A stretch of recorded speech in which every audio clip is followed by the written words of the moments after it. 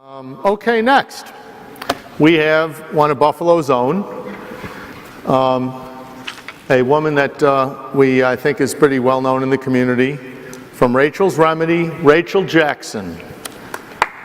Come on, Rachel. Good luck. Thank you. Good afternoon. My name is Rachel Jackson, and I'm the president and founder of Rachel's Remedies, a medical device company. I've been a corporate attorney for 17 years, and I have 2 young children.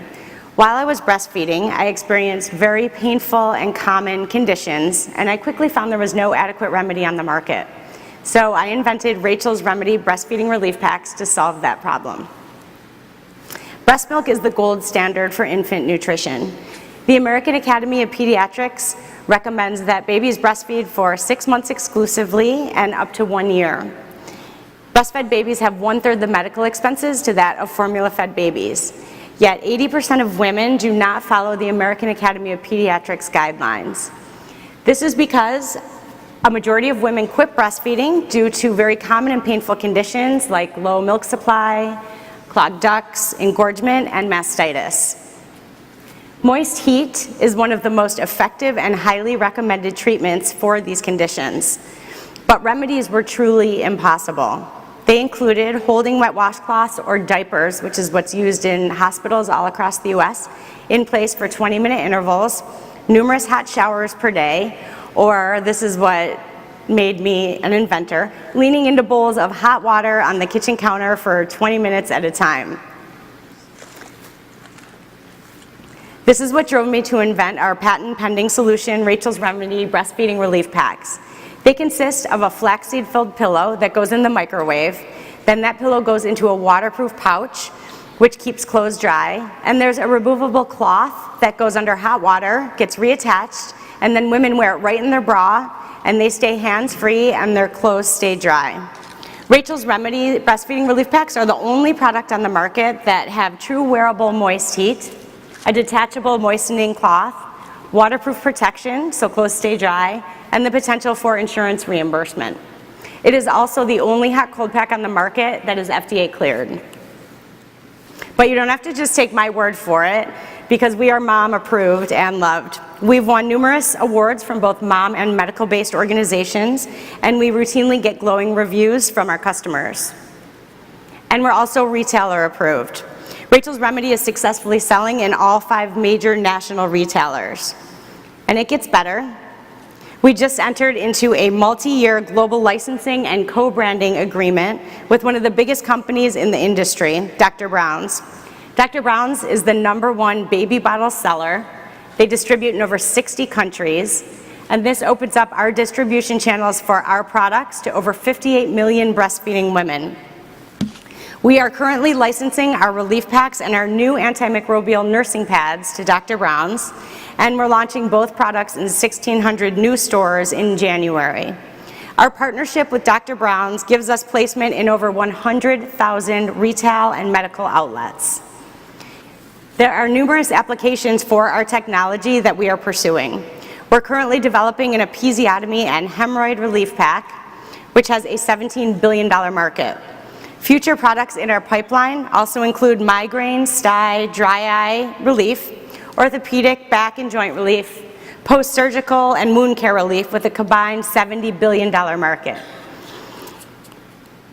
We have a great team. Angelo Kaiko is our Vice President of Operations, and he has 15 years experience in operations management and sales. Kelly Ziv is our Digital Marketing Director with 15 years experience in social media and digital marketing. Steve Nikosha, who will join me for Q&A, is our CFO, and he has 25 years experience as a CPA and a strategist. And we just hired Sherry Crizzo as our part-time Chief Medical Officer and product consultant. She is a birth feeding and breastfeeding expert. We are on track to triple our revenue from 2016, and we're anticipating $3.5 million in revenues in 2018 and $19 million in revenues for 2019. We will repeat our licensing model of partnering with a major brand for each new product. This strategy takes us from a $20 million company to a $100 million company in 5 years. We are an ideal partner for 43North because we have market validation, we have worldwide distribution, our partner is the best in the industry to help us build our brand, we have a robust pipeline of products, we have multiple products with massive retail distribution, and we manufacture our products right in Buffalo, New York. We will use the 43North money to scale up manufacturing and product development by adding 25 new jobs in 2018. Thank you very much. I'm very honored to be here. Great job. Thank you. And now I'd like to bring up Steve Nikosha for Q&A. Come on, Steve. Okay. First question. Yeah.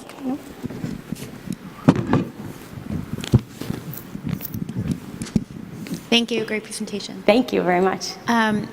You mentioned manufacturing right here in Buffalo. Can you just walk through your supply chain a bit and clarify if, at scale, will you still be able to manufacture capacity right here? We will, yes. And we've put a lot of planning into that.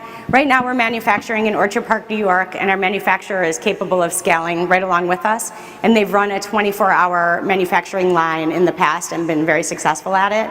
So they're ready to add that third line when we need it, and we will definitely need it. We're also working on our backup manufacturer right now, still local. So that's great, so that we will always have a backup whenever we need it. Thank you. Hi, great presentation. Thank you. So what's the cost to make this, and then also, what are you selling it to, I guess, like the Walmarts and the retailers that you have partnerships with? We sell, instead of doing, in our licensing model, instead of doing royalties, we're selling per unit, so that we never have to deal with chargebacks, we never have to worry about anything, we get paid no matter what. So I can't disclose the amount that we are charging Dr. Brown's because it's under confidentiality agreement, but we're making between a 44 and a 60% margin on all of our products. Jeff. Yeah, so you talked about some of the other markets in the future. Can you just talk a little more about the patent in there and how that applies to some of those other products? markets? Yeah, I'm glad you asked that. Our patent is basically, without taking up the whole 10 minutes, wearable moist heat. So it's a waterproof pouch with a heating or cooling element inside or attached with a removable or attached cloth for moistening. So all of our products that are in our pipeline are about wearables, and they all have to be, for us, they all either deliver moist heat or some sort of cooling technology, but something that's wearable and that solve major problems that are not solved right now in the market. Jennifer. For some of the, for mastitis, I get why moist heat is important, but for some of the other applications that you mentioned, well, like where is moist heat also relevant and needed? My understanding is it helps prevent infection, but in some of these other areas, it seems like it's more of just a pain relief mechanism where dry heat might be just as easy and effective to use. That's a good question too. I'm glad you asked that. Moist heat actually penetrates the skin and stimulates circulation, whereas dry heat doesn't go skin deep. So moist heat can actually affect your circulation for longer and deeper than dry heat. So it helps to get blood flowing, it helps healing, so it helps in the whole healing process, and more importantly, it helps draining. So if there's a cyst or something that needs draining for whatever reason anywhere on your body, which is why it works so well with breastfeeding conditions, but this also works with styes or cysts anywhere. It actually helps to get whatever it is that needs to come out, draining out. It penetrates the skin so that it loosens up whatever's there, comes out. Elizabeth. So as part of the application process, you said that the pads actually go into the microwave. Mm-hmm. Is there a wide variation if someone overheats it or underheats it? Yes. Definitely. Yeah. Issues there? With this product, with our breastfeeding relief packs, it'll be unlike any of our other products, but this product, we used flaxseed because women are very conscious about what they're putting near their breast milk. So it does not do well if it's heated for 2 minutes instead of 30 seconds. It will start singeing. So it will definitely be affected that way, but we try and handle that in our instructions very clearly. So the other component in using flaxseed is, I noticed the weight of the pads is they feel slightly weighty. Is that an issue with any of the products that you plan to develop? No, not at all, because our other products are going to be gel-based or salt-based, so they're actually very light. So this will be the only product, most likely, that will be using flaxseed because of that sensitivity with breast milk and the market interest in organic products for breastfeeding. I think all the guys are afraid to ask questions. Go on this for one. it. Everyone loves talking about boobs. Come on, be comfortable. Dr. Brown, I'm not familiar with them. Yes. Are they international? Will you? They are. Yep, they're international. They're actually, the parent company is Handicraft Company, and so Dr. Brown's is a just for this division. So they are international. They're the biggest bottle seller in the world. So they have about 25% of the bottle market, and so they have, that gives us entry everywhere. They're also in the hospital Oh, markets. great. Okay. Trace, he's the first guy willing to stand up here. Yeah, a true innovator. So this is reusable. I was just wondering how many times you can reuse it, and then is there any science behind this that we can make claims where you do this when you have pain or you're not Yes. lactating enough, and it's just kind of a moist teat that gets into it? Like, is this 20% better? It relieves pain. Can you make any of those claims yet? Yes, there's an abundance of science behind it, which is how we received our FDA clearance. We used all peer-reviewed research of studies that were already conducted to show that moist heat can actually unclog clogs, can prevent mastitis, can help mastitis. So we get to make those claims because we are able to prove that through already established peer review articles and trials. Lauren, what's up? Rachel, thank you.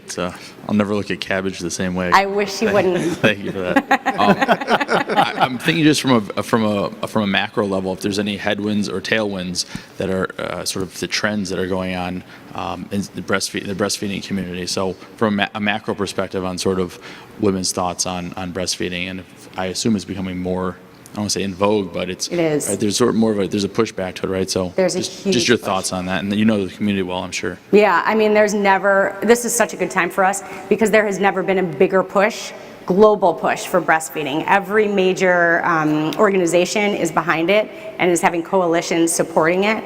So now we have the CDC, the World Health Organization, UNICEF. They are all doing everything they can to improve breastfeeding rates. So right now we're waiting for our insurance reimbursement coding, which we hope to get in November. And this is something we believe that we're going to get a lot easier because of this huge push. We're also, people can use their FSA accounts, their health saving accounts to buy this, so we've been approved for that. And I believe that's also because of this big push, whereas before they might have looked at it like a convenience item. People are really seeing the importance of it and that it's a necessary item. People need this in order to feed their babies. Thank you. Jeff? Yeah, you started to answer my question right at the end, because if I think about the retail cost for mass market for convenience, right, as it feels like a convenience item, you know, that can sometimes be really tough. So are you seeing, like, on the what are you guys seeing from, I guess, the retail sales in terms of the demographic? I mean, are you able to measure some of the demographic of who's buying this, and are you seeing, you know, pretty substantial same-store sales growth, or is the huge kind of jumps in revenue been through just expansion of new stores? We've seen our biggest jumps in revenue have been through Amazon. So Amazon, of course, is the king. But we did so well on Target online that we're slated for the shelves. And so we've seen a jump everywhere in our smaller stores as well. So we're going to be pushing that with a steamroller once Dr. Brown starts their marketing campaign in January. And then so we're going to also start entering the hospital market, which will really grab those moms who can't afford to buy it. So we're looking at FSA accounts, hopefully health insurance. We already have coding for health insurance, but we'd like to get it higher. So, but we could use that. Thank you. Jennifer? So if I'm a breastfeeding mom for a year, how many of these packs am I going to need over that period of time? And can you also address, not every mother experiences those issues, breastfeeding mom, so can you talk a little bit about the percentage of women who breastfeed who need something Sure. like this? Actually, every breastfeeding mom experiences engorgement, which is one of the things that this helps with.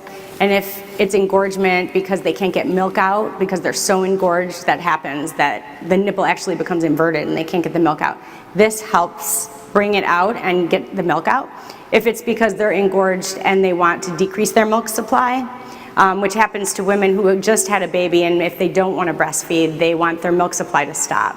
So then we recommend using this cold, because cold is how you're supposed to use it. So right now, you know, women are just using ice packs, peas, things like that for the cold. So the incidence of all the conditions that this covers is pretty much any woman who has just given birth. But can you address the reusability? Oh, I'm sorry, yeah. That is so dependent on what they're using it for. If it's a woman who's using it to pump her milk, because, like, say, for example, she has a baby in NICU, and this works incredibly well for women who are trying to increase their milk supply, they're probably going to buy a few packs right away and buy a few more packs so they have them at work, so they have one at the hospital, so they have one at home. If a woman is buying it because she has a one-time problem, mastitis or a clogged duct, she may only buy it one time. So, you know, it's just really dependent on which condition they're using it for, but it's so great because it fixes so many different problems. Well done. Thank you very much. Well done. Thank you very much. Thank you very much. Thank you.